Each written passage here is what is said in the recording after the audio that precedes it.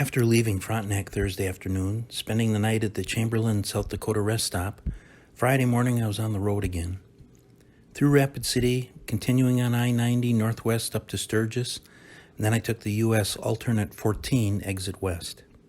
Keep in mind that this was 2 short weeks before the actual Sturgis event and activity. The bikes, related traffic was obviously building. It was a busy place already. Through Deadwood, up over the pass, down into Cheyenne Crossing, and south on, surprisingly, a paved road to Hanna Campground, one of the area's National Forest Campground, and as planned, my home for the week. Luckily, it was late morning when I arrived. By late afternoon, the 13 camper sites were full, and I spoke with the couple whose site I'd taken. Locals, they worked that morning and were just a bit too confident that someone like me wouldn't take the site first. Unlike many of the campgrounds I'd been around in Wyoming a few years ago, these South Dakota sites were not reservable.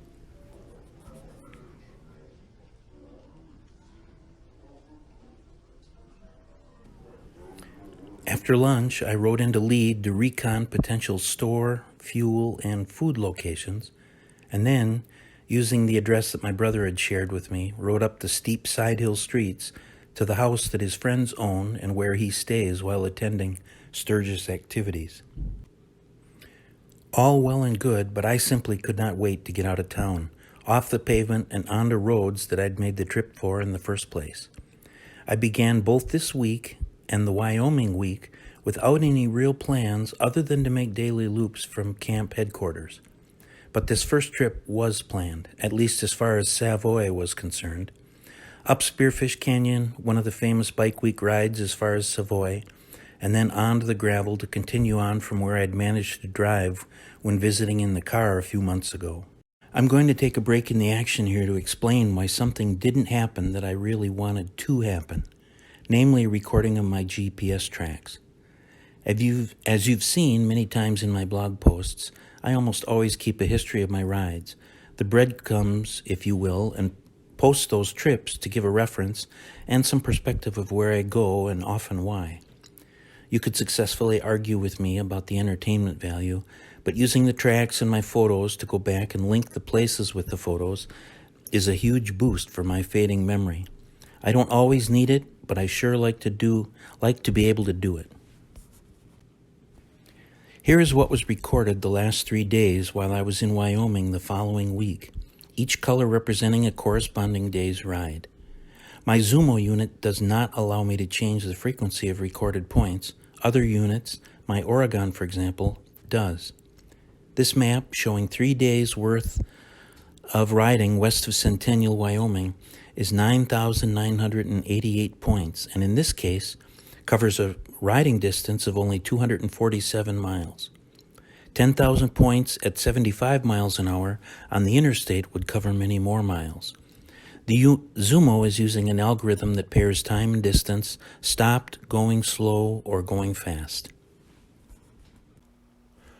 Over on the left, points as they're incrementing up. Next, the elevation, how far I moved from the last point, the time spent doing so, how fast I was going, my heading, and finally my location.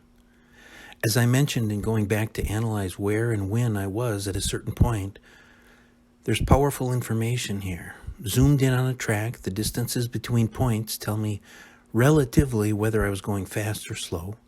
Numerous points on top of each other indicate a stop, taking a break, and so on. This makes it easy, if I have even the roughest idea of where an event may have happened, what time, and so on, where I may have turned around for a photo, stopped for a specific photo, really anything that would have altered steady state movement.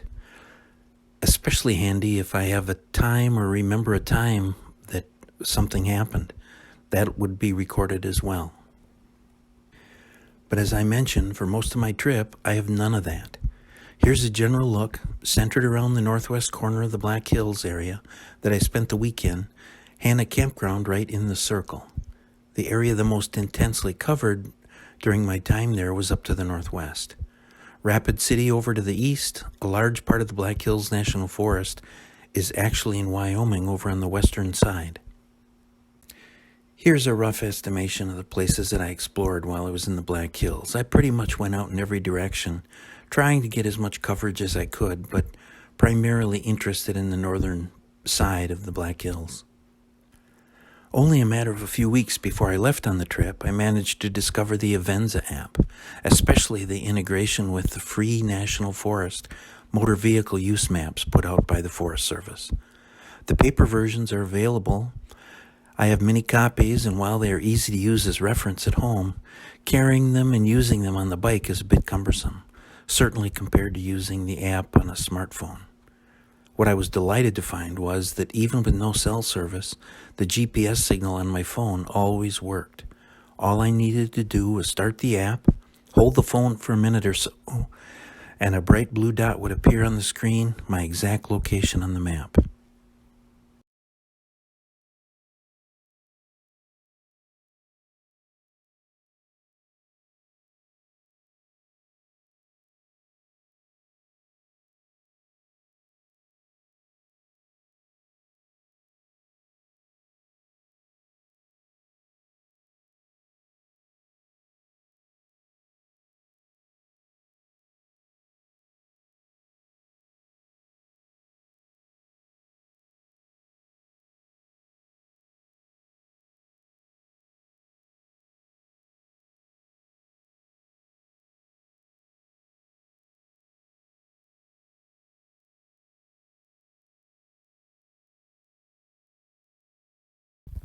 Beautiful area here.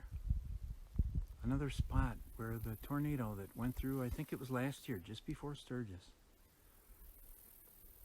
knocked a lot of trees down. There's some areas where it's really bad.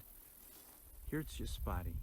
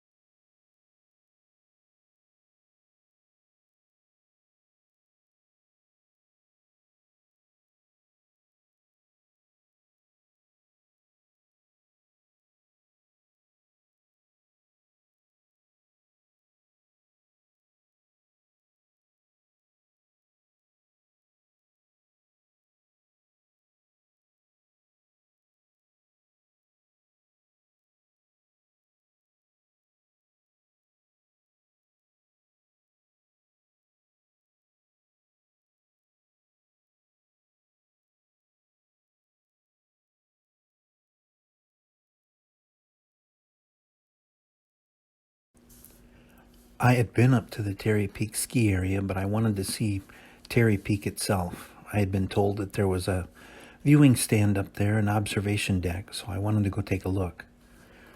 So I rode up there and parked in the little parking lot and then hiked the last little ways up to the viewing stand. Able to see in every direction, lots of antennas. You could look down on the ski area. At the top of one of the lifts, antennas everywhere, see in all four directions. Quite a view. Beautiful afternoon, beautiful evening. I noticed the Trojan Mine up to the north. Looked out to the what I thought was pretty much west, and saw a prominent mountain, peak, whatever, out on the horizon. Very curious what it was, but there was no signage. There was no way to know what it was. So I tucked it away, thought when I got home I'd figure it out. Well, now I have. I thought I had remembered that it was west. It was a little more south than I remembered. And I found that by zooming in on Google Earth, being able to look, draw a straight line, 20, 22 degrees, whatever it was, south of west. Found the line, went off in that direction until I found something that was prominent on the topographic map and discovered that it was Indian Kara, a holy Lakota site, very prominent feature, mountain type feature. And 26, 27 miles away? I wouldn't have guessed that it was that far. Anyway, it was kind of fun figuring out what it was.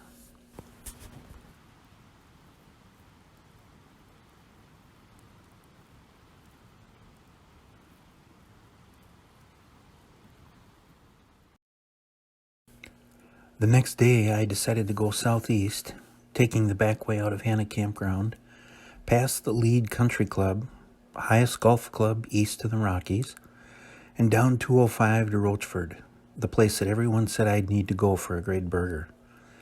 Sign said it should be open when I got there, but it wasn't. A bunch of us, mostly a couple of Harley groups, patiently waited in the shade on the front porch. They seemed to have time to wait, and so did I, but after an hour, we all decided we'd had enough, and that we'd come back a couple of days later. The Rochford Mall was across the street, so I went over there for an iced tea and a bag of chips instead.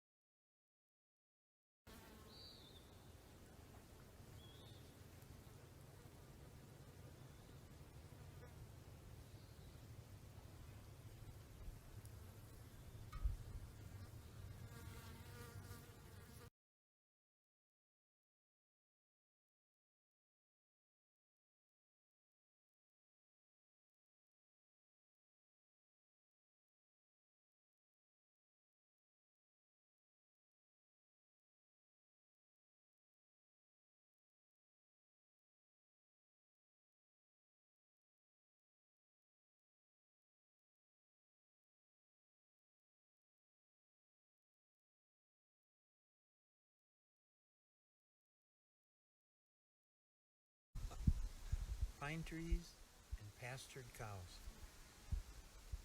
Here they come, walking down the road. It's okay, bossies.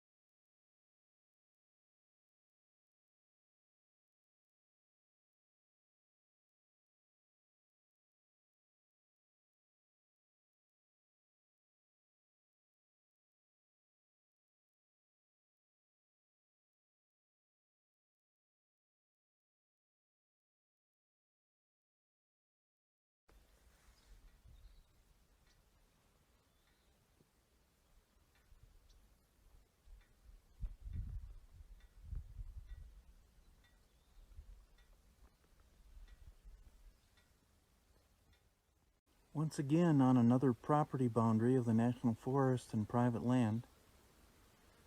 Obviously ranch land, all pastured. Seen quite a few cows here. Certainly evidence of cows. And it was just back up the road a little bit that I saw a bull elk cross. I stopped, listened, watched. Pretty soon a cow crossed. And it wasn't long after that that I heard them calling. Pretty cool.